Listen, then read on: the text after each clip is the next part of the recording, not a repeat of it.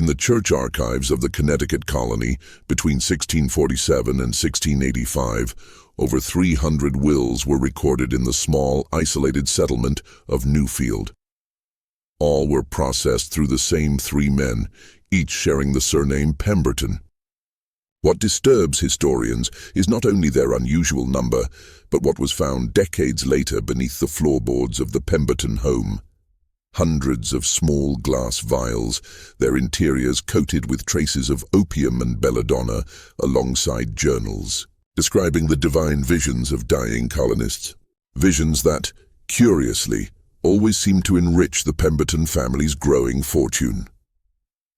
23 people died within days of signing these wills, each reportedly gripped by what witnesses called rapturous communion with the divine. When these records came to light, colonial authorities sealed them away, fearing the scandal might shake public faith in church and government alike. Before we continue, if you're brave enough to hear these truths from America's shadowed past, subscribe to our channel. This history is not for everyone. It's for those who seek to understand the darkness that once moved in plain sight. Leave a comment telling us which state you're listening from. I want to know how far these forgotten stories travel.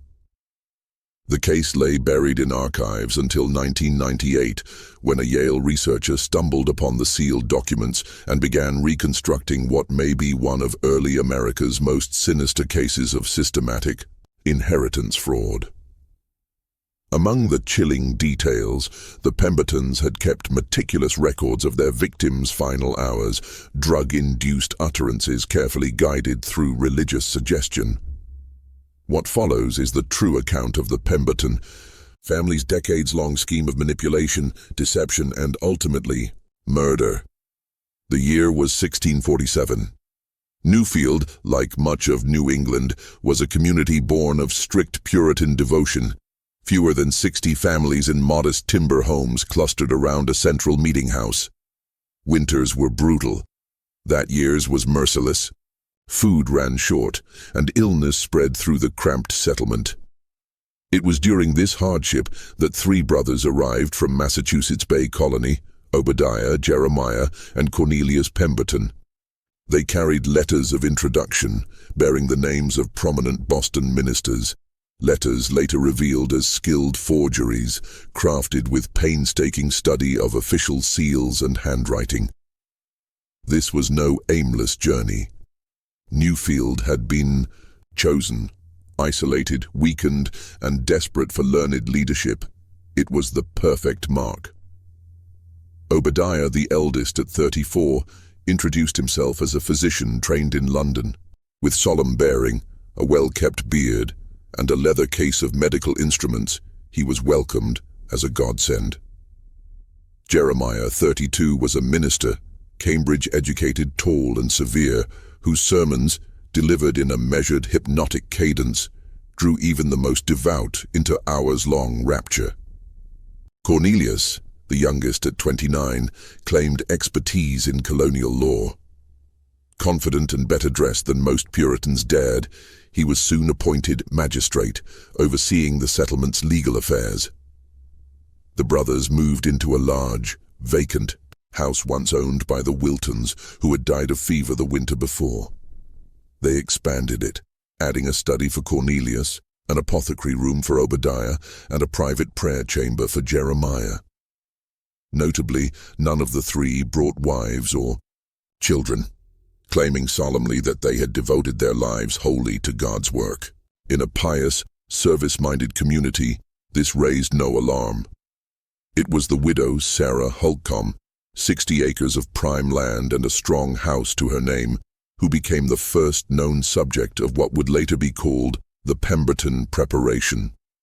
Stricken with what Obadiah diagnosed as consumption, Sarah received daily visits.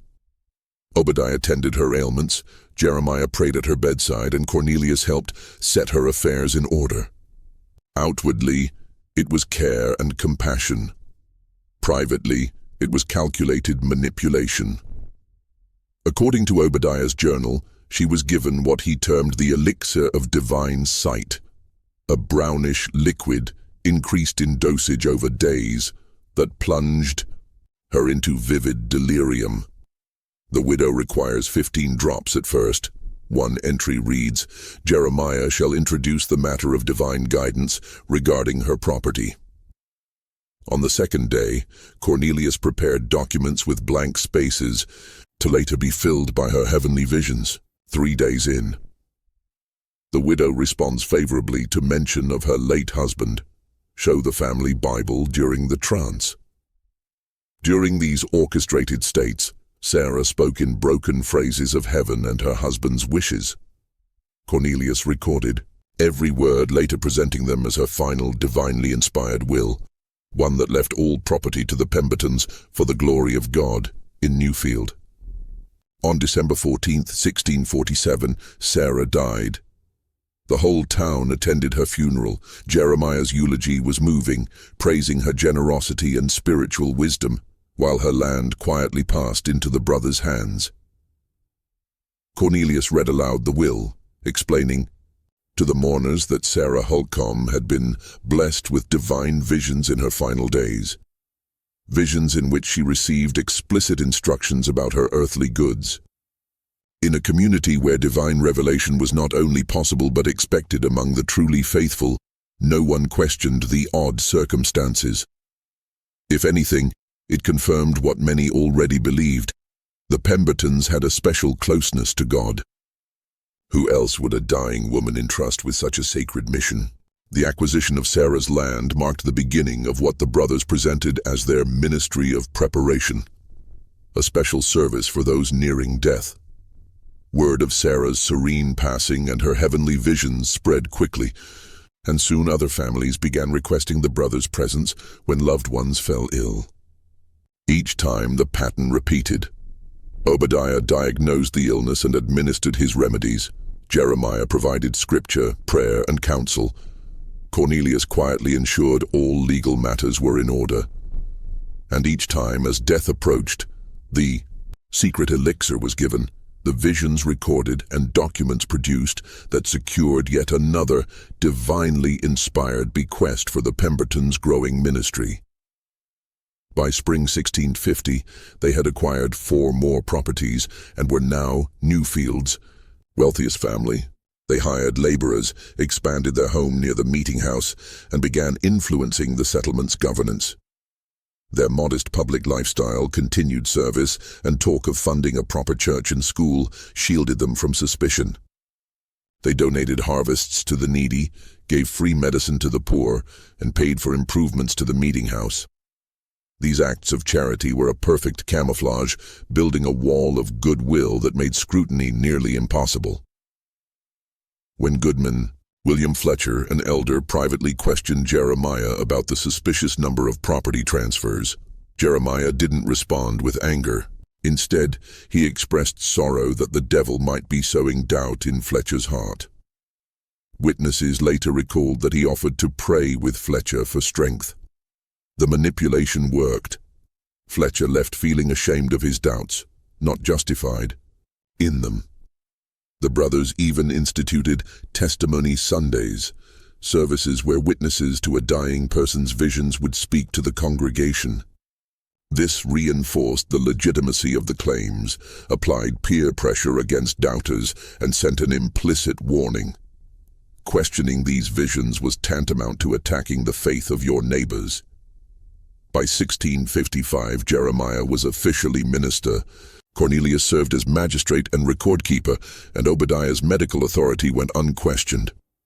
They now controlled Newfield's spiritual, legal, and physical well-being. The scheme could have gone on indefinitely, until the arrival of Constance Peton in the summer of 1664. 17 years after the brothers settled in Newfield, a carriage arrived carrying a 16-year-old girl who introduced herself as Obadiah's niece. Her father, a 4th brother who had remained in England, had recently died, leaving Constance in their care. Tall and slender, with Jeremiah's piercing eyes but a warmth her uncles lacked, she quickly became beloved in the settlement. She smiled easily, helped with chores, tended children, and while devout, lacked her uncle Jeremiah's zeal. Her faith was personal and quiet, something many found refreshing. For the first time, an outsider was living within the brothers' private world. Colonial homes offered little privacy. Sooner or later, secrets would show at the edges. In letters later discovered, the brothers expressed mixed feelings. Obadiah called her dangerously observant. Jeremiah admitted her presence would deflect certain questions about their bachelor household. Cornelius saw both risk and opportunity, noting her inheritance could be managed if she were loyal. At first, Constance seemed genuinely grateful for their shelter. Letters to a childhood friend in England, found centuries later, described them as stern but not unkind. But within 3 months, her view began to change. While cleaning Obadiah's study, she found a hidden compartment in his medicine chest. Inside were vials, unlike the remedies he used openly, labeled in a strange code. When she asked about them, he snapped at her for snooping and warned they were dangerous research compounds. She might have let it go, had she not soon witnessed what happened at the Thatcher farm. Thomas Thatcher, a wealthy farmer, had fallen gravely ill. As was custom, the 3 brothers attended him in his final days. Constance, helping care for his children, saw through a half-open door as Obadiah gave him a dark liquid not found among his regular medicines. Within an hour, Thatcher's speech became disjointed, rambling about angels and messengers. Cornelius sat beside him, quill in hand, steering the delirium with questions. "And has the Lord shown you who should tend your northern fields, Thomas? Or who shall have the mill you built last spring?" Shaken, Constance began watching closely. She saw the pattern. How they chose their patients, how Obadiah adjusted doses, how Jeremiah wove hallucinations into spiritual visions, and how Cornelius turned those words into binding legal documents. But she also knew that as a young, unmarried woman dependent on her uncles, to accuse them without proof would ruin her, and possibly see her branded unstable or ungodly. So she stayed silent and began her own investigation. She kept a secret journal, hidden under a loose floorboard, recording dates and names. She volunteered to help Cornelius with paperwork, gaining access to wills and transfers. She assisted in the apothecary, noting which preparations were for special patients. She listened at Jeremiah's study door, gathering fragments of their methods. The turning point came in the winter of 1665. A blizzard kept the household snowbound for days, until the brothers left on an urgent call to a dying elder. Alone, Constance searched the house. In the cellar, behind a false wall of stacked firewood, she found it, a hidden chamber. Shelves of jars and vials lined one wall. The other was stacked with journals chronicling nearly 2 decades of calculated death, treatments, dosages, hallucinations, and the fortunes that followed. It was a laboratory far beyond anything colonial New England should have possessed, and proof that her uncle's piety was nothing but a mask for murder. Glass distillation coils, botanical specimens suspended in alcohol, and neatly labeled jars of rare compounds lined the walls of the hidden chamber. Obadiah's medical knowledge was clearly far beyond the crude remedies of colonial physicians. Among the apparatus were pieces later identified as stolen from English university collections, proof that the Pemberton's criminal career had begun long before they set foot in Newfield. But the most chilling discovery was a cabinet filled with personal belongings from their victims, locks of hair, scraps of clothing, rings, brooches, each tagged with a name and date. These were not morbid keepsakes. Obadiah's notes revealed they were sympathetic materials, meant to resonate with a victim's bodily humors when prepared in his custom elixirs. It was a level of calculated predation that spoke to something beyond greed, a cold detachment that viewed human lives as tools for alchemy and profit. And then Constance found the ledger. In Cornelius's meticulous handwriting, it listed every property they had acquired, its value, and their growing fortune. On the final page, one entry froze her blood. CP inheritance from maternal grandmother to be secured upon her 18th year. The initials were hers. In that moment, Constance understood the next deathbed vision they intended to orchestrate would be her own. The storm outside and her uncle's absence gave her precious hours to act. She copied the most damning entries into her secret journal, returned every item to its place, and began planning her escape. She intended to flee to Hartford as soon as the weather broke, carrying the evidence to colonial officials. But the winter of 1665 and 1666 was merciless. Snow buried the roads for weeks. By the time travel became possible, she had witnessed several more of her uncle's ministrations. Each one another life ended for profit, and felt their attention tightening around her. They asked more questions about her health, spoke often of her grandmother's estate, and one night she caught Obadiah inspecting her hairbrush and drinking cup. He claimed he feared she was showing signs of the melancholy that had claimed her father and wished to prepare preventative tonics. Delivered with practiced concern, the lie only deepened her resolve. Her escape date was set, April 15, 1666, when a merchant convoy would pass through Newfield. She had hidden her notes, sold embroidery for a few coins, and prepared a small bundle of belongings. The night before, she wrote one last entry. I fear they suspect. Uncle O prepared a special tea tonight, insisting it would help me sleep. I pretended to drink and disposed of it unseen. If I do not reach Hartford, let whoever finds this know. The Pemberton brothers have enriched themselves through wickedness, and I fear I am their next victim. What happened the next morning has been reconstructed from witness accounts. Constance was seen early near the village center, likely waiting for the convoy. Jeremiah approached her and spoke intently before leading her back toward the Pemberton house. By midday, Obadiah was calling on neighbors to help search for his confused niece, claiming a sudden fever had driven her into the woods. Yet witnesses recalled her appearing perfectly lucid that morning. Martha Gower, the blacksmith's wife, remembered her asking about the merchant's arrival time, clear-eyed and steady-voiced.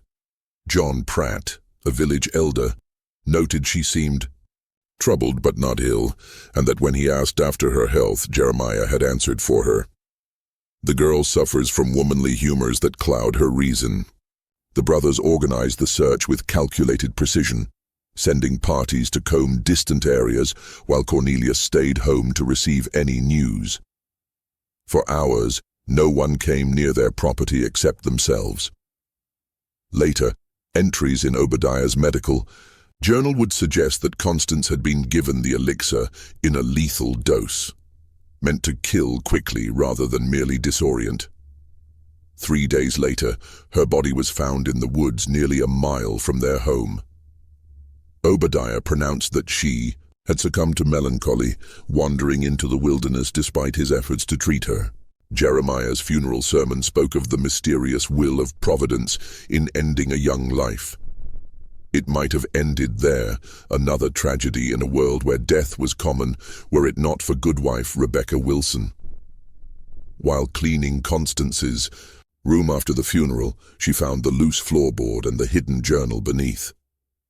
Unable to read, she took it to her husband, Thomas Wilson, one of the few literate men in Newfield. He read enough to be alarmed. Copying the contents, he sent them via a trusted friend to colonial officials in Hartford, careful not to confront the brothers directly. His caution was justified. 2 weeks later, after dining at the Pemberton home, Thomas fell violently ill and died within days, plagued by visions Jeremiah interpreted as the torments of a guilty conscience. In Hartford, Constance's journal sparked a discreet investigation. Officials moved cautiously. The Pembertons' reputation and the religious nature of the allegations made open accusations risky. Testimonies were gathered from former Newfield residents, inheritance records examined. The pattern was damning but hard to prove in a society where many feared speaking against men of God. A young woman's written words could be dismissed as hysteria. The suspicious inheritances explained away as the natural reward for spiritual guidance. The claim that the brothers had drugged the dying to alter their wills straddled the murky line between medicine and theology, territory few were willing to tread. Determined to get undeniable proof, Hartford officials sent an undercover agent in early 1667. Disguised as a wealthy merchant suffering a wasting illness, Thomas Bradford lodged in Newfield and soon came under Obadiah's care. In secret reports to Hartford, he described the exact methods Constance had recorded. Strange-tasting doses from Obadiah, spiritual counsel from Jeremiah that steered conversation toward property, and Cornelius drafting legal papers for signature during the haze. By early 1667, officials had enough to act. A delegation set out for Newfield to arrest the brothers and search their home. But when they arrived, they found the settlement in chaos. A fire had consumed the Pemberton house the night before, killing all 3 brothers, according to townsfolk. The timing was far too convenient. With the main suspects dead and much evidence destroyed, the case seemed doomed. Yet the story wasn't over. In spring 1668, the property's new owner began clearing the ruins to rebuild. Beneath the charred timbers, workers uncovered a hidden cellar that had survived the blaze. Inside were hundreds of vials with dried residue, journals dating back to 1647 detailing the brothers' methods and victims, and personal effects belonging to Constance, strands of her hair, nail clippings, collected for use in their poisons. The most damning artifact was a final entry in Cornelius's hand, dated the day before the fire. The final entry in Cornelius's hand was brief but damning. The girl's journal has been found. Wilson has betrayed us. Hartford will send men. All must be cleansed by fire, and we must begin anew elsewhere. Providence has delivered us this far and will not abandon us now. The revelation sent shockwaves through Newfield. A colony-wide search was launched for the brothers, now suspected of staging their own deaths. Watch was kept at ports, patrols sent along the roads, and descriptions of the Pembertons circulated throughout New England, yet no confirmed sighting was ever recorded. Their fate became one of colonial America's enduring mysteries. Some believed they had fled south, perhaps to the Carolinas or Virginia. Others thought they might have returned to England under assumed names. Still others suggested a darker possibility, that they truly had died in the fire, perhaps accidentally while destroying evidence, or had been captured and executed in secret, to avoid public scandal that could shake faith in colonial institutions. Records from Virginia offered one tantalizing lead. In 1670, 3 brothers named Preston appeared in Jamestown, establishing, respectively, an apothecary, a legal practice, and a small chapel. Their ages and appearances matched the Pembertons, and within 3 years their arrival coincided with a series of deaths among wealthy colonists who reported divine visions before altering their wills. In 1673, as local authorities began investigating, the Prestons vanished overnight, leaving behind a concealed room of equipment eerily similar to that described in the Newfield case. Parish records from Bristol, England, tell a similar story. In 1675, 3 middle-aged men named Penworth arrived from the colonies with substantial wealth. One became a respected physician, another joined the clergy, and the third practiced law. They were praised for their charitable work with the dying, particularly those with no heirs.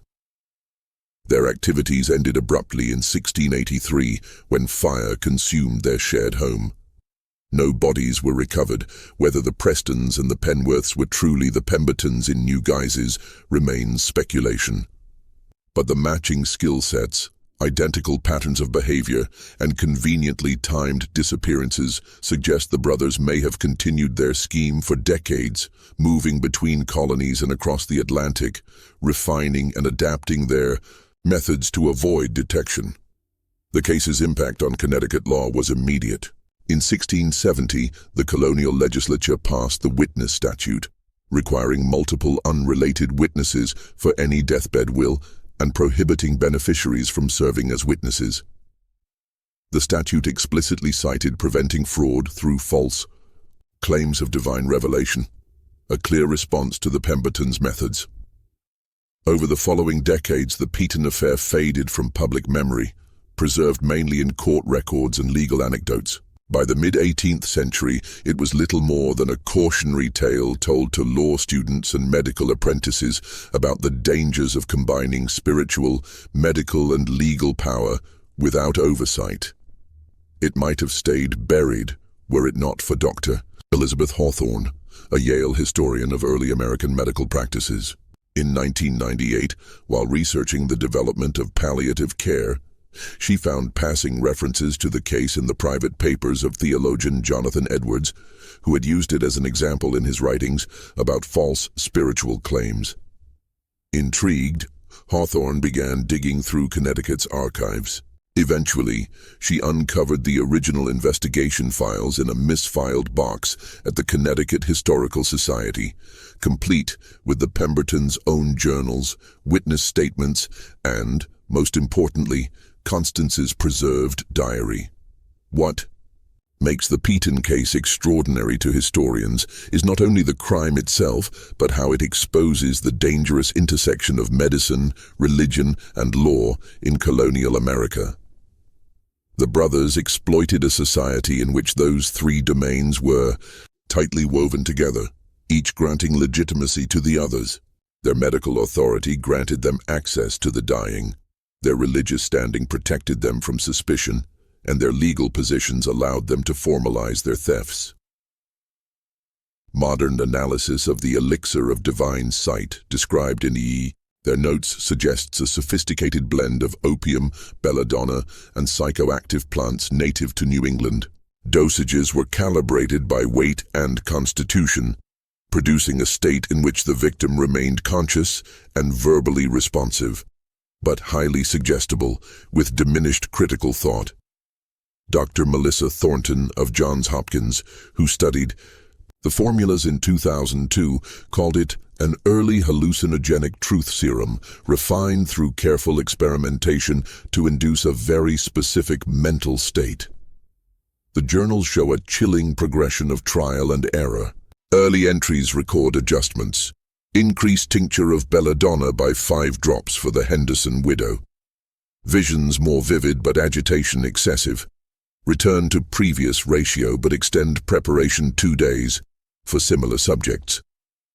Disturbingly, they tested variations on transient travelers seeking shelter, whose odd behavior or disappearance would draw no lasting attention. Every victim was studied beforehand, their speech patterns, beliefs, and property holdings recorded. In the delirium, Jeremiah would weave in familiar religious imagery, making the visions feel authentically personal. Cornelius's prepared documents then captured these utterances as binding last wishes. Perhaps most unsettling, the earliest journals hint the brothers had tried a similar scheme in Massachusetts Bay Colony, leaving only when suspicion grew. This suggests a deliberate, long-term criminal enterprise disguised as ministry, one that could relocate, reset, and resume with minimal risk.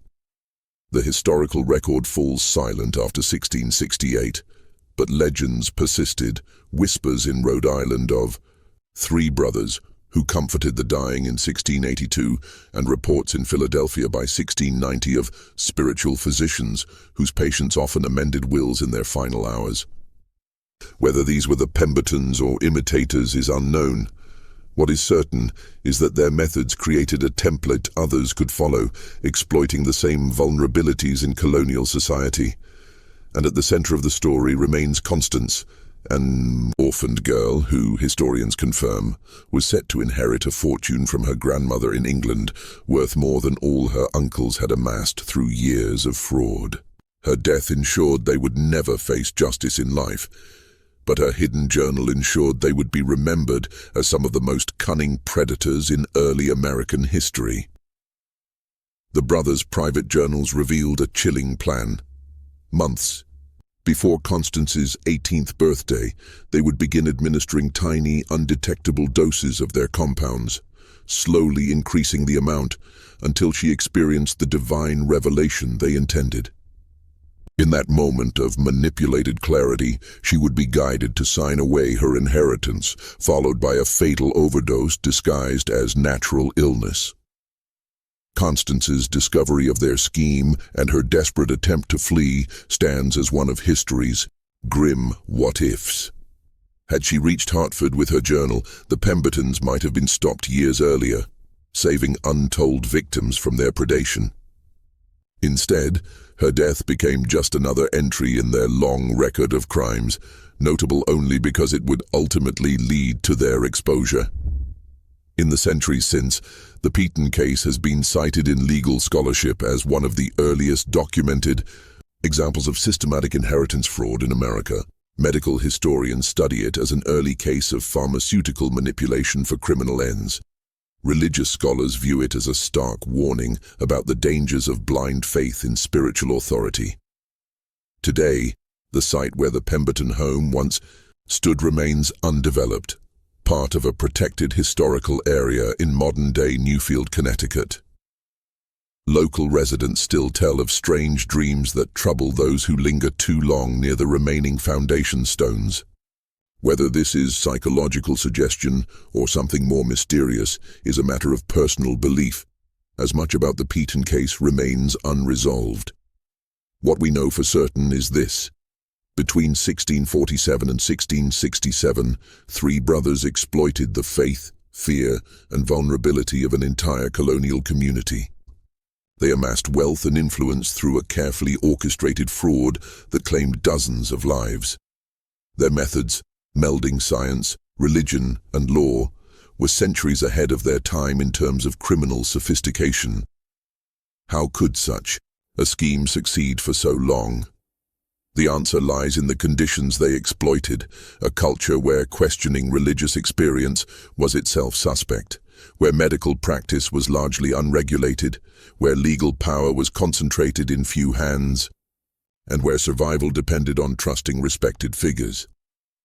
In such a society, suspicion was a dangerous luxury. The story of the Peton brothers holds a mirror to our own vulnerabilities. The centuries may have changed our institutions, but the human tendencies they manipulated remain the same. Fear of death, hope for divine favor, trust in authority, and reluctance to challenge those who claim to speak for higher powers. As unsettling as it is, the true power of the Peton case lies not in its sensational details, but in its plausibility. It forces us to consider that such calculated exploitation is not confined to the past. It could happen again in other forms, whenever authority remains unquestioned and unaccountable. Dr. Elizabeth Hawthorne's work at Yale continues. She and her team are compiling a complete list of the Pembertons' victims and tracing any surviving family lines. Their goal is more than historical record. It is a belated act of justice, ensuring that those forgotten colonists are remembered, their stories restored to public memory. The next time you pass an old church or walk through a colonial graveyard, you might pause to wonder, not only about the stories of faith and community buried there, but also about those who may have exploited both for darker ends. For even within our most sacred spaces, predators have always found ways to hunt, wearing the mask of respectability and speaking the language of our deepest convictions. Perhaps this is the Pembertons' most enduring legacy, not the wealth they stole, nor even the lives they took, but the question they leave us across the centuries. In whom do we place our trust? And what evidence will we demand before granting it, especially in our most vulnerable moments? This is the true danger at the intersection of authority, vulnerability, and blind faith. And it is why the Peton case remains one of the darkest chapters in America's colonial past.